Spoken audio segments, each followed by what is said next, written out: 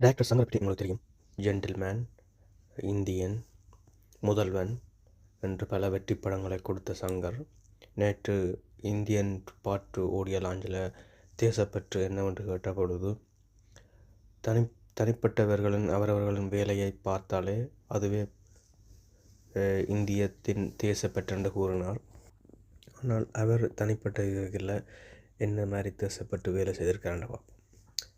சங்கரை பொறுத்த வரைக்கும் அவரை உற்று நோக்கினீங்கன்னு பார்த்தீங்கன்னா அவர் ஒரு சாதி வெறியராகவே நான் பார்த்துக்கொள்வேன். ஏனென்றால் அவருடைய படங்களை பாருங்கள். பிராமண சமுதாயம் எந்த குற்றமும் செய்யாத ஒரு ஜாதியாகவும் மற்ற சமுதாயங்கள் எல்லாம் பெரிய குற்றங்களை செய்ததாகவும் அந்த குற்றங்களை செய்பவர்களின் திருத்தும் இடத்தில் ஒரு பிராமண சமுதாயம் இருப்ப. உதாரணத்துக்கு ஜென்டில்மேன், அன்னியனை பாருங்கள். நீங்கள் அன்னியன் படத்தில் எந்த ஒரு இடத்துலையும் பிராமண